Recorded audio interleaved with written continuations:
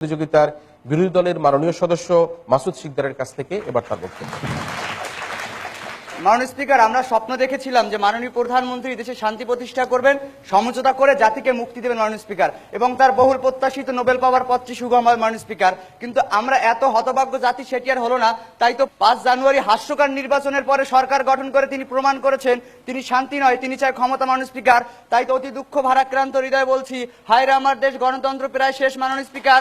যখন 41 দিনে 42 জনের লাশ রাস্তায় পড়ে থাকে মাননীয় স্পিকার, এবং মিডিয়া এটাকে এক্সট্রা জুডিশিয়ারি কিলিং বলে প্রকাশ করে মাননীয় স্পিকার, তখন বাংলাদেশের জাতি আজকে উৎকণ্ঠা মানবাধিকার নিয়ে, আজকে বাংলাদেশের জাতি হতাশ মাননীয় স্পিকার সুশাসন নিয়ে।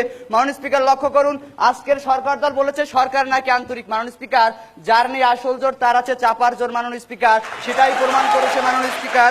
মাননীয় স্পিকার লক্ষ্য করুন, বাণিজ্য মন্ত্রী তোফায়েল আহমেদ বলেছেন যে বিরোধী দলের সাথে সংলাপ সমঝোতার আর কোনো সম্ভাবনা আমি দেখি না মাননীয় স্পিকার। যেখানে খাদ্যমন্ত্রী কামরুল ইসলাম এবং দুর্যোগ মন্ত্রী মোফাজ্জল হোসেন মায়া বলেছে যে একাদশ জাতীয় সংসদ নির্বাচন হবে 5 বছর পরে 2019 সালে মাননীয় স্পিকার, সেখানে তারা কি এমন ওহি পেল যার উপর ভিত্তি করে বলছে তারা আন্তরিক। মাননীয় স্পিকার, নাকি বলবেন এটা হলো আন্তরিকতার খেসুরি তত্ত্ব মাননীয় স্পিকার।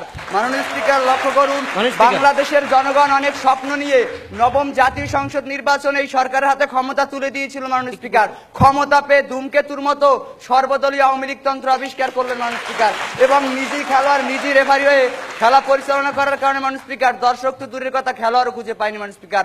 তাই তো 153টি আসনে মাননীয় স্পিকার 51% ভোটারের ভোট প্রয়োগ থেকে বঞ্চিত করে মাননীয় স্পিকার খালি মাঠে গোল দিয়ে ইন্টারন্যাশনাল স্ট্রাইকার সেজেছেন আজকে মাননীয় স্পিকার। মাননীয় স্পিকার লক্ষ্য করুন, একটু অপেক্ষা করুন। প্রশ্ন মাননীয় সংসদ নেতা। প্রশ্নটি হচ্ছে, জামিন দেওয়া হচ্ছে, কোনো হামলা মামলা হচ্ছে না, সংবাদ সম্মেলন করতে দেওয়া হচ্ছে, এগুলো যদি সমঝোতার উদাহরণ না হয় তাহলে বর্তমান সরকার কি করলে বলবো যে সমঝোতাটির জন্য তারা আন্তরিক? মাননীয় স্পিকার, আমরা সমঝোতা কি দেখবো মাননীয় স্পিকার? মাননীয় প্রধানমন্ত্রী বলেন, যখন বিরোধী দলীয় একজন নেত্রীকে কটাক্ষ করে বলা হয় যে গোলাপি আপনি ট্রেন মিস করেছেন মাননীয় স্পিকার, মাননীয় স্পিকার নাকে খত দেবার কথা বলা হয় মাননীয় স্পিকার, এটা কোন ধরনের সমঝোতা? নাকি এটা সমঝোতার পরিবর্তে মাননীয় স্পিকার সংকটকে দীর্ঘায়িত করার চেষ্টা করছে সমঝোতার জন্য সরকার আন্তরিক? মাননীয় স্পিকার, আগে কটূক্তি বন্ধ করুন আপনারা, আগে রাজনৈতিক কোন কাজটি করলে বোঝা যাবে যে সরকার আন্তরিক সমঝোতার জন্য? কোন কাজটি লক্ষ্য করুন, আজকে মাননীয় প্রধানমন্ত্রী বারবার কটূক্তি করে মাননীয় স্পিকার মাননীয় বিরোধী দলীয় নেত্রীকে উস্কে দিচ্ছে মাননীয় স্পিকার, বাংলাদেশকে একটি সংকটের দেশে পরিণত করেছে মাননীয় স্পিকার। মাননীয় স্পিকার লক্ষ্য করুন, 7 জানুয়ারি মাননীয় প্রধানমন্ত্রী সংবাদ সম্মেলন করে বললেন 5 জানুয়ারি নাকি গণতন্ত্রের বিজয় হয়েছে মাননীয় স্পিকার। মাননীয় স্পিকার, 5 থেকে 10% ভোটারের ভোট প্রয়োগের নির্বাচনকে যদি গণতন্ত্রের বিজয় বলা হয়, তাহলে রাজনীতি বিজ্ঞানে গণতন্ত্রের যে সংজ্ঞাটি রয়েছে মাননীয় স্পিকার, সেটি হয়তো বা পরিবর্তন করতে হবে মাননীয় স্পিকার। মাননীয় স্পিকার লক্ষ্য করুন, উপজেলা নির্বাচনে যখন মাননীয় স্পিকার দেখি আমরা যে গোপালগঞ্জের একটি উপজেলায় বিরোধী দল জয়ী হয় মাননীয় স্পিকার, তখন আমরা ভাবি এর চেয়ে লজ্জাকর ব্যাপার আর সরকার দলের জন্য কি হতে পারে মাননীয় স্পিকার। মাননীয় স্পিকার, শুধু তাই নয়, আওয়ামী লীগের এক সংসদ সদস্যের মালিকানাধীন একটি পত্রিকা মাননীয় স্পিকার ঢাকা ট্রিবিউন, যেখানে একটি প্রতিবেদন দেখিয়েছিল যে বাংলাদেশের 72% পিপল 1 বছরের বিধান নির্বাচন চায় মাননীয় স্পিকার।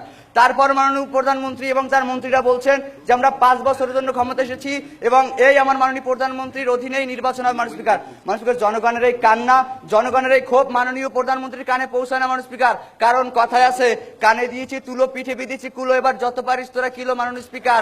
মাননীয় স্পিকার, আজকে আমার মাননীয় প্রধানমন্ত্রী ক্ষমতার তুলো কানে দিয়েছেন মাননীয় স্পিকার।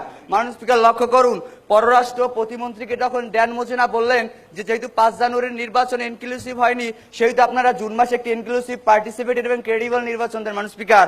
ড্যান মোজেনার প্রশ্নের উত্তরে পররাষ্ট্র প্রতিমন্ত্রী বললেন না জুন মাসে তো আমাদের দেশে বৃষ্টি থাকে।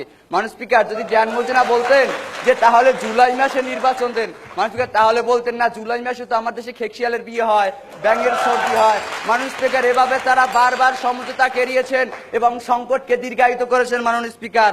মাননীয় স্পিকার লক্ষ্য করুন, যুক্তরাষ্ট্রের সিনেটে যখন বিল পাস হয় যে বাংলাদেশের 5 জানুয়ারির নির্বাচন ইনক্লুসিভ হয়নি এবং এটি অগ্রহণযোগ্য নির্বাচন মাননীয় স্পিকার, তখন মাননীয় প্রধানমন্ত্রীকে যখন কানাডিয়ান হাই কমিশনার বললেন একটি নির্বাচনের জন্য, তখন মাননীয় প্রধানমন্ত্রী নীরব ছিলেন। তার এই নীরবতার সমঝোতার পক্ষে না মাননীয় স্পিকার, ষড়যন্ত্রের পক্ষে মাননীয় স্পিকার। মাননীয় স্পিকার, আমরা আগেও বলেছি এখনো বলছি মাননীয় speaker, compromise is the beauty of democracy মাননীয় স্পিকার। মাননীয় স্পিকার, সমঝোতা আসুন এবং বাংলাদেশের জাতিকে মুক্তি দেবেন মাননীয় স্পিকার।